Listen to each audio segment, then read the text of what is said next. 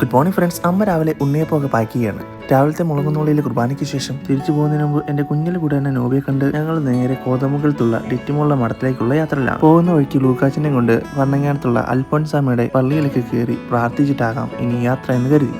എപ്പോഴൊക്കെ നാട്ടിൽ പോകുന്നു അപ്പോഴെല്ലാം അൽഫോൻസാമ്മയുടെ അടുത്ത് പോയി പ്രാർത്ഥിച്ചിട്ടൊക്കെയാണ് ഞങ്ങൾ പോകാറുള്ളൂ. ലൂക്കാച്ചിനെ കൊണ്ടുപോയി അൽഫോൻസാമ്മയുടെ അടുത്തെടുത്തി പ്രാർത്ഥനയൊക്കെ കഴിഞ്ഞ് അനുഗ്രഹമൊക്കെ വാങ്ങി പള്ളിക്ക് ചുറ്റുപാടുള്ള കുറേ മനോഹരമായ കാഴ്ചകളൊക്കെ കണ്ട് പപ്പായ അമ്മേനെയും ലൂക്കാച്ചിനെയും വാവിനെയും ഡെസ്റ്റിനെയും കൂട്ടി ഒരു ഉണ്ണീശോയുടെ രൂപമൊക്കെ വാങ്ങി ഞങ്ങൾ നേരെ പോകുന്നത് കോതമംഗലത്തേക്കാണ്.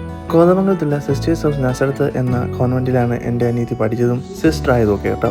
10-12 വർഷങ്ങൾക്ക് മുമ്പ് അനിയത്തി സിസ്റ്റർ പഠിക്കാൻ പോയപ്പോൾ തൊട്ട് അവിടെയുള്ള സിസ്റ്റേഴ്സിനൊക്കെ ആയിട്ട് നല്ല പരിചയമാണ്. അതുകൊണ്ട് തന്നെ തിരിച്ചു പോകുന്നതിന് മുന്നോടിയായി ലൂക്കാച്ചിനൊക്കെ കൊണ്ടുപോയി അവരെ എല്ലാവരെയും കാണിച്ച് കുറച്ച് നേരം സമയമൊക്കെ സ്പെൻഡ് ചെയ്തിട്ട് തിരിച്ചു പോകാനാണ് ഞങ്ങളുടെയൊക്കെ പ്ലാന്.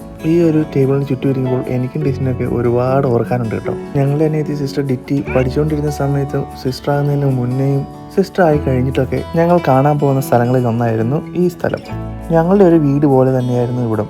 മഠത്തിൽ നിന്ന് ഉച്ചക്കത്തേക്ക് ഊണ് കഴിച്ചതിന് ശേഷം ലൂക്കാച്ചനാണെങ്കിൽ അവിടെയുള്ള സിസ്റ്റേഴ്സൊക്കെ ആയിട്ട് നല്ല കളിയും ചിരിയിലാണ്. ഈ മാലാക കൂട്ടത്തോടൊപ്പമുള്ള ലൂക്കാച്ചൻ്റെ ഈ കളിയും ചിരിയൊക്കെ കണ്ടപ്പോൾ എനിക്ക് ഒരുപാട് സന്തോഷം തോന്നിട്ടോ.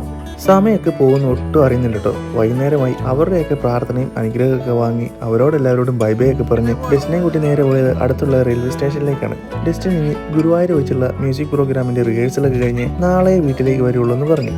ഒരു നീണ്ട യാത്രയ്ക്ക് ശേഷം ഞങ്ങൾ നേരെ തിരിച്ച് വീട്ടിലെത്തി. ലൂക്കാച്ചനെ കൂട്ടി പറമ്പിലൂടെയൊക്കെ ഒന്ന് കറങ്ങിത്തിരിഞ്ഞ് വൈകിട്ടത്തെ ഡിന്നറും പ്രാർത്ഥനയൊക്കെ കഴിഞ്ഞ് ഹാളിൽ പപ്പായുടെയും ലൂക്കാച്ചൻ്റെയും കൂടി ഇരിപ്പായി. ലൂക്കാച്ചാണെ അപ്പാടെ മടിയിരുന്ന് എന്നെ ആരും താരാട്ടൊന്നും പാടി ഉറക്കണ്ട, ഞാൻ തന്നെ പാടി ഉറങ്ങിക്കോളാം എന്നുള്ള രീതിയിലാണ്. നാളെ രാവിലെ എണീച്ച് കാനഡയ്ക്ക് പോകാൻ ബാഗെല്ലാം പാക്ക് ചെയ്യണം. ഇനിയിപ്പോൾ ഉറങ്ങിയേക്കല്ലേ. അപ്പോൾ ശരി, നാളെ കാണാം. Good night.